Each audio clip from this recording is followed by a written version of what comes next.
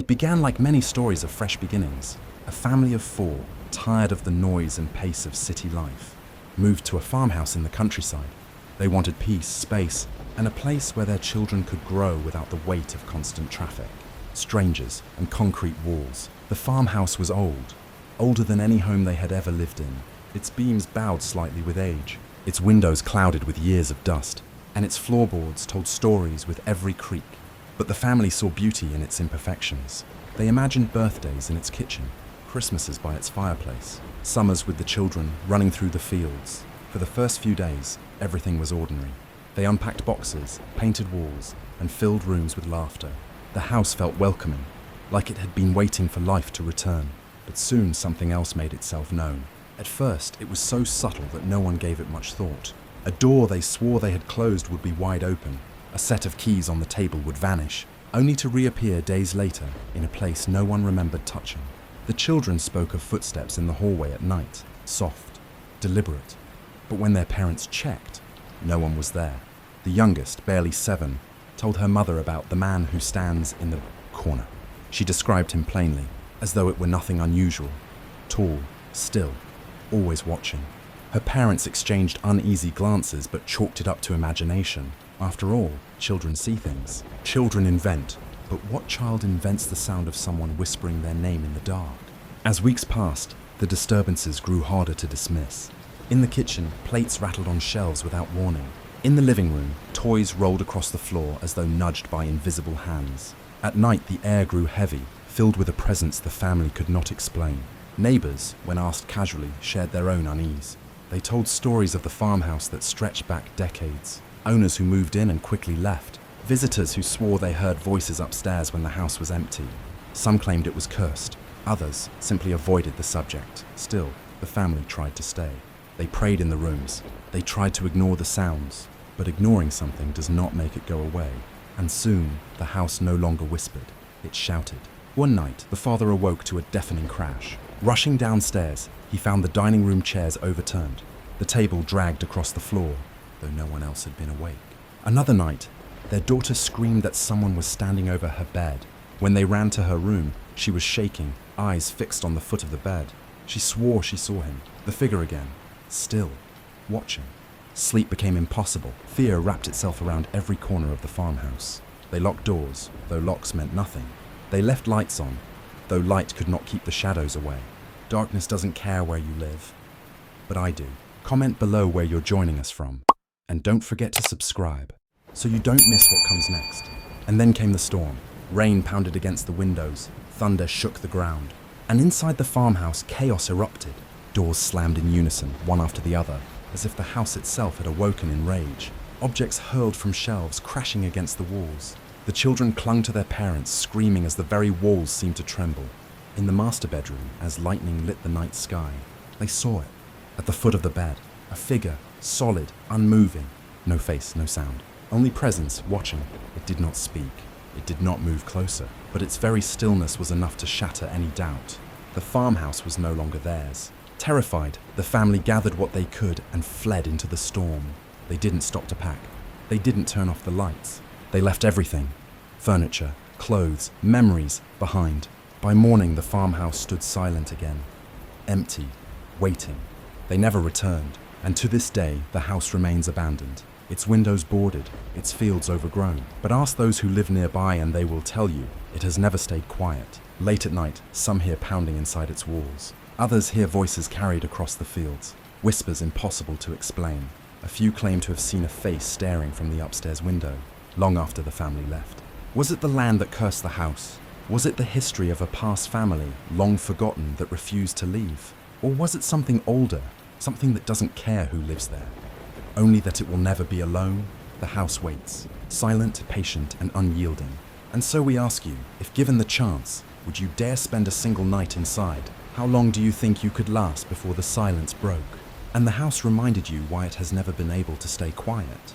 Every town has its stories, tales whispered at gas stations, told in low voices at diners, or passed from one generation to the next. But along one particular stretch of rural highway, the stories are the same, told by people who don't know one another. yet describe the exact same encounter. The highway itself cuts through miles of empty fields and thick woods. It's narrow, isolated, and in the dead of night, it feels endless. For decades, locals have called it cursed. Accidents there are more common than anywhere else in the county. Cars skid off into ditches, trucks overturn, and often no clear cause is ever found. But those who drive it late at night say the real danger isn't the road itself. It's who or what they meet along the way. The first account came years ago. A man driving home after midnight saw a young woman standing by the roadside. She was alone, drenched from the rain, wearing a pale dress that clung to her in the storm. Concerned, he pulled over. She quietly asked for a ride. Her voice was soft, almost hard to hear over the rain. He let her in. She gave him an address several miles down the highway, but before they reached it, she was gone. One moment she sat beside him, shivering quietly in the passenger seat. The next, there was nothing. The seatbelt still fastened, the door still closed, but the woman had vanished. He told himself it was exhaustion, that he had imagined her. But when he stopped at the address she had given, an elderly couple answered the door. They listened patiently, before saying words he would never forget. "You're not the first to bring her here." Since then, the stories have multiplied. Truck drivers, college students, families returning from trips. Different people, different nights, all describing the same young woman. Always alone, always by the roadside in the dark. Sometimes she's standing, sometimes sitting, sometimes walking slowly as if lost, and always she accepts a ride. But no one ever makes it to her destination. One driver, years later, described something even more unsettling. He claimed she leaned toward him during the ride, her breath cold against his ear, and whispered a warning. "Slow down. There's danger ahead." Moments later, as he rounded a curve, his headlights caught the wreckage of a truck sprawled across both lanes. If he hadn't braked, he would have been killed instantly. When police investigated, they found his account strange, but not unique. Their records quietly hold dozens of statements from drivers describing the same girl, the same sudden disappearance. Some reports were never filed publicly, others were dismissed, but the pattern remains undeniable. And perhaps the most chilling detail, when those who claimed to have seen her were shown old photographs from the area's history, some pointed to the same face, a young woman who had died on that very highway decades ago, in a crash that left her family grieving, at the home whose address she still gives to strangers. To this day, the stories haven't stopped. On rainy nights, drivers report glimpsing her at the roadside. Some claim to have picked her up, only for the seat beside them to fall empty. Others say they hear her voice without ever seeing her, whispers to slow down, to be careful to live. So who is she? A lost spirit, trapped on the road where her life ended? A guardian, warning others of dangers she herself could not escape? Or something else entirely? Something we have no name for? What we know is simple. The highway remains dangerous. Cars still crash, lives are still lost. And somewhere in the shadows, a young woman still waits for her next ride. So I ask you, if you were driving alone down that dark stretch of road and saw her standing there in the rain, would you stop, or would you keep driving, knowing you may never forget what happens next? Schools are meant to be places of learning, of laughter echoing through hallways, of memories carried for a lifetime. But some schools carry something else, memories that refuse to leave, voices that cannot be silenced, and shadows that never should have been there at all. In the heart of a quiet town stood an old boarding school. Once filled with hundreds of students, it promised education, discipline, and structure. Its tall windows stretched toward the sky, its brick walls solid and commanding. But behind those walls, tragedy unfolded, and the school would never recover. Decades ago, a series of mysterious deaths swept through its dormitories. Official reports spoke of illness, accidents, unexplained missteps, yet no single cause was ever agreed upon. Students whispered of something darker. Teachers avoided the subject, and slowly fear replaced curiosity. Within a few short years, enrollment collapsed. Parents pulled their children out. Staff resigned, and the great institution, once a pillar of the town, closed its gates for good. The classrooms emptied, the dormitories fell silent, or so it seemed. Not long after, stories began to spread. Passers-by claimed to hear footsteps in the halls at night, long after the building had been locked. Locals swore they heard children crying from behind boarded doors. The school was empty, abandoned, forgotten, yet the sounds were unmistakable. Years later, trespassing teenagers described hearing whispers just beyond their sight. Some said doors slammed on their own. Others swore they heard laughter echoing down the corridors, though no one else was inside. And each time they returned, they left more frightened than before. But the most chilling accounts came from those tasked with guarding the property. Security guards rotated in and out, none willing to stay long. They reported footsteps following them as they patrolled, lockers rattling, lights flickering even when the electricity was cut, and always the sense of being watched. One guard, determined to prove what he experienced, set up cameras along the hallways. For weeks they captured nothing unusual, but then, one night, the footage changed everything. At precisely 2:13 a.m., a shadow appeared in the east corridor. It wasn't a trick of the light, it wasn't a passing car. It moved with purpose, crossing from one side of the hall to the other before dissolving into nothing. The guards swore no one else was in the building. The doors had been locked. The alarms were active, and yet the figure was there, undeniable, captured on film. He resigned the very next day, refusing to ever step foot inside again. Since then, the school has stood untouched, its windows cracked, its walls weathered, its classrooms gathering dust. But those who dare to enter say it is anything but silent. They hear chalk scratching against blackboards, though no hand holds the chalk. They hear weeping behind locked classroom doors. They hear children running, laughing, playing, though the halls have been empty for decades. And still, the question remains, what lingers inside the school that never sleeps? Are these echoes of the past, residual memories imprinted on the walls? Or are there still students and teachers within its halls, trapped in a time that refuses to let go? The building waits. Abandoned, yes, but never quiet. So now we ask you, would you explore this school at midnight? Yes or no? It started with something as simple as a purchase. A woman, strolling through a flea market on a warm afternoon, found herself drawn to an antique mirror. Its frame was ornate, carved with delicate patterns that suggested an age far older than anything she owned. The glass, though slightly dulled, reflected back with a strange clarity, almost too sharp, too deep. She bargained with the vendor, bought it for a modest price, and brought it home. For her, it was meant to be decoration, a piece of history, an object with charm. But sometimes objects carry more than age. Sometimes they carry memory. At first, the mirror seemed ordinary. She hung it in her bedroom, where it caught the morning light and brightened the space. But soon, she noticed something unusual. Late at night, when the house was quiet and she passed the mirror on her way to bed, she thought she saw movement in the glass. Not her own, something else. It was quick, fleeting, a shape just behind her shoulder. A woman, standing in the reflection, though the room itself was empty.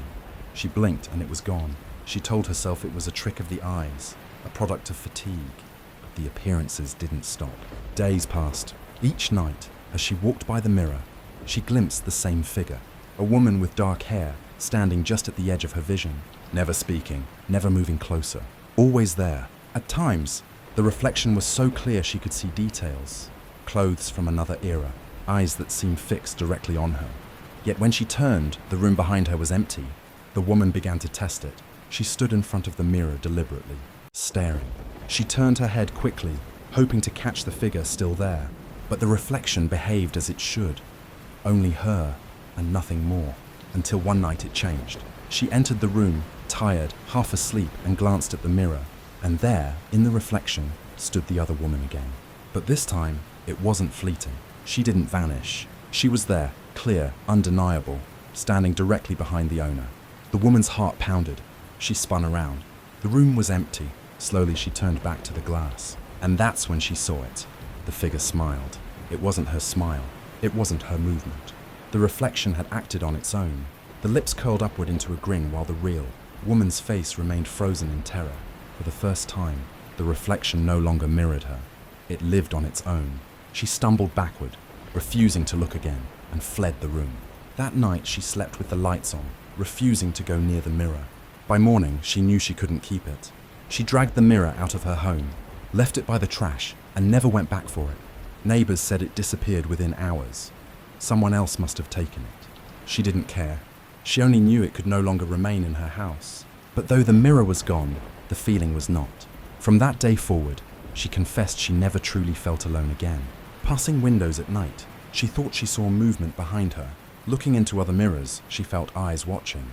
And when she slept, she dreamed of the same woman, the smile frozen, unblinking, as if waiting for her to look once more.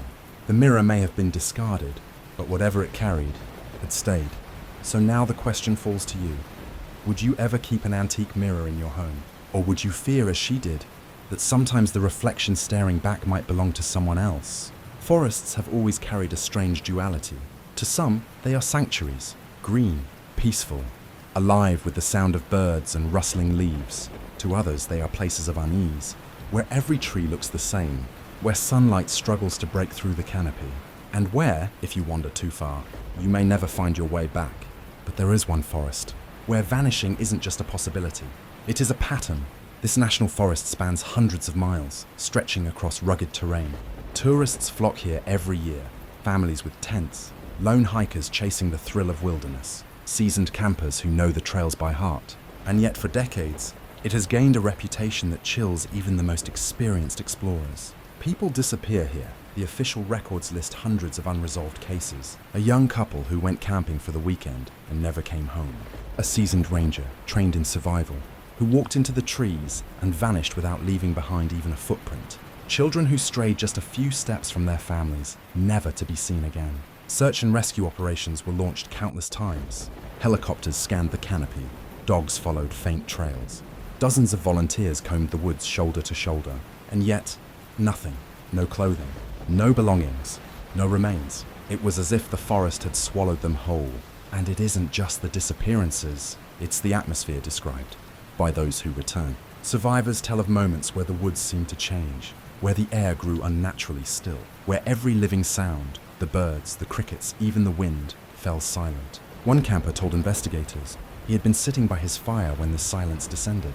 At first, he thought nothing of it, but then he noticed a faint bluish light flickering in the trees ahead. It wasn't a lantern, it wasn't fire.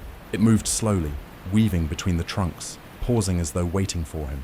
Against his better judgment, he walked toward it. With every step, the silence deepened, pressing against his ears until it was unbearable. And then, without warning, the light vanished, and he was left in total darkness. He packed up his camp that night and never returned. Another account comes from a woman who had been hiking with her brother. They both began to sense that they were being followed. At first, it was only the occasional snap of a branch, the rustle of something heavy moving through the undergrowth. But soon it became clear, whatever it was pacing them, staying just out of sight. When they shined their flashlights toward the noise, they froze. Between the trees, two eyes glowed back at them. Not the way an animal's eyes reflect light, but something else, something steady, burning faintly, locked onto them. They pressed forward quickly, hearts racing. Hours later, when they set up camp, the woman awoke to silence. Her brother was gone. His sleeping bag was still zipped halfway open, his belongings untouched, no footprints leading away. Despite weeks of search efforts, he was never found. And then, the most chilling, testimony came from a man who survived, a full night alone after becoming lost. He described how, as the sun set, the woods seemed to come alive with a presence he could feel but not see. He began to notice glowing eyes appearing ahead of him on the trail. First one pair, then two, then several. They were never close, never rushing toward him, but always there, watching, waiting. He tried to run, but every time he stumbled, the eyes would reappear, positioned just ahead, as though guiding him deeper into the forest. By dawn, he collapsed near a ranger station, shivering and incoherent. Even after days in recovery, he swore the forest itself had tried to keep him. To this day, no explanation has satisfied the mystery. Scientists suggest predators. Skeptics say panic and disorientation, but locals refuse to walk there after sunset. They say the forest is patient, that it watches, that those who linger too long are chosen. And when the silence comes, it means you are no longer alone. So the question is, would you dare spend a night in a forest like this? Could you sit by a fire, knowing the eyes might be watching? Or would you turn and run before the silence found you? Of all the stories told tonight, this one unsettles people the most. Because it doesn't take place in a forest, or a school, or in the distant past. It happens in a living room, where any one of us could be sitting right now. It begins with something harmless, the ringing of a phone, a sound so ordinary, so familiar, you probably don't even notice it anymore. But for one man, that sound will forever be tied to a night he cannot explain. It was close to midnight. He had been restless all evening.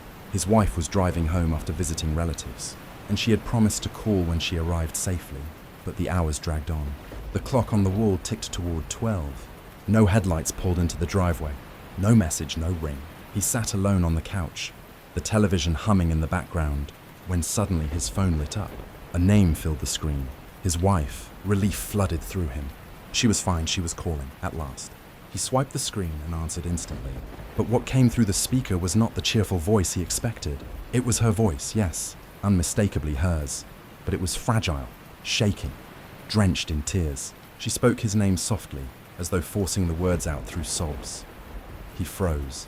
His first thought was that she had been hurt, maybe stranded by the roadside. He asked where she was, what had happened, but she didn't answer. She only kept crying, faint and broken, as though from a distance. Then, silence.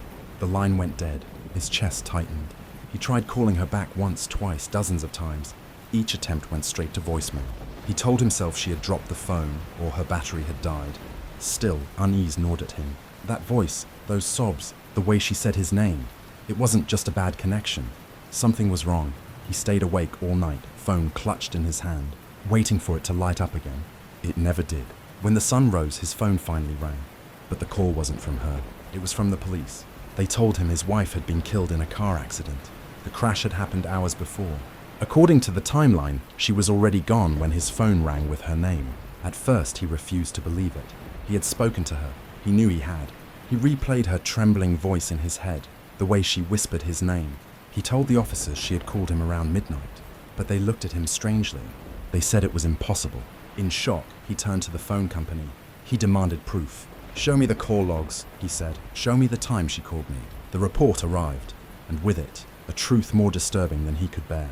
There was no call, no timestamp, no entry from her number. According to the records, his phone had never received her call that night. He checked his own phone, scrolling desperately through his history, and there it was. Her name, her number, logged exactly at midnight. He held it up as proof, but when the technicians examined it more closely, they said there was no trace in the system, almost as if the phone had simply written it there itself. Still, he knows what he heard. He knows what he felt. He remembers the soft static behind her voice, the stifled sobs, the desperate way she said his name. He is haunted by one thought. If she was already gone, then who or what called him? Some say it was her spirit, reaching out in the only way she could. A final goodbye, carried through wires and static. Others whisper it was something darker, using her voice as a mask. But the man himself? He doesn't care what others think. He believes she called him. He believes she was there, and he believes she was trying to warn him. For years, he has kept that phone, the one that lit up that night. He refuses to erase the call log. He won't upgrade, won't change carriers, won't let anyone touch it. To him, that tiny glowing screen holds proof that death is not the end. Proof that love, grief, or desperation can claw through the barrier that separates the living from the dead. But here's the part that unsettles people the most. He claims the calls didn't stop. Not long after, he says his phone lit up again with her name. He answered. This time there was no sobbing, no static, just silence. He stayed on the line, waiting, heart pounding. And then he heard it, a faint breath. The sound of someone on the other end, listening. No records exist for those calls either. And now I ask you, how safe do you feel when your phone rings in the middle of the night? Do you rush to answer it, or do you hesitate, wondering who or what might be on the other end? Because if the dead can whisper through wires, if they can cry through speakers, then how many missed calls have you really ignored? And the most chilling question of all, when your phone rings again, will you be brave enough to answer? Subscribe to my channel.